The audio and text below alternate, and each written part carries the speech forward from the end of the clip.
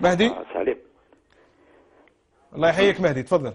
السلام عليكم. السلام ورحمة الله وبركاته. ودي سليم، رانا تخربطنا مع الفوت هذا، راكم درتوا لنا مشكلة. علاه يا أخي؟ حرنا واش نهضروا، ماشي ماناش صايبين روحنا. أنا تسمى أنا حنقول لك واحد الكلام. نقول لك كلام ما عنده حتى علاقة بالك مع الفوت. هو حبيت نمد نصيحة. تفضل.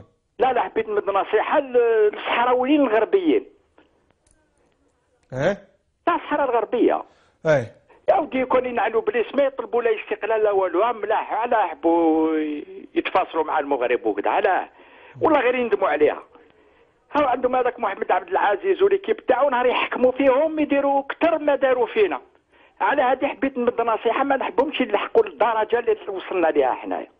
راك فاهم عليا يا اخي سليم؟ هذا موضوع، والله الموضوع لا ماشي يعني هذه جبتها باش نقول لك باللي ما احنا ما كاش حل، خلاص يا بلو ديسبوار. انا بيرسونيل ما حتى اسبوار، غير الكذابين والسراقين وما خلينا بريمي مينيس ولي مينيس وهذه هضرنا هم يروحوا للبارلمون كي تفوتين عليهم اسيدي، هم ولاو في البارلمون كاع راقدين، انا نشوفوهم كاع يديروا لا سياست، يروحوا للبارلمون يديروا لا سياست، عم بالك يروحوا يهضروا يديروا لا سياست، كي يفطن يرفد صبعه يقول راني مع القرار هذا تمشي مد، ما على بالهم لا بالشعب وعلى بالهم وين راه يصدى الحاله كاع.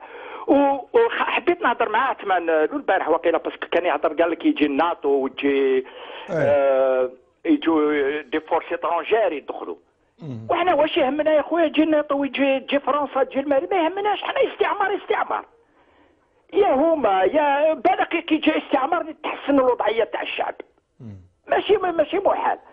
هادو استعمار فوق الاستعمار. البطاطا يا عجب الناس ما هضروش على اللحم، ولو كان يهضروا على اللحم كيفاه؟ هذه البطاطا يا اخي بطاطا، وكان يهضروا على اللحم وين يوصلوني انا فيها والله غير يا مهدي اسمح لي سالم يا مهدي، راك مقلق بزاف يا صاحبي، شكرا جزيلا على هذه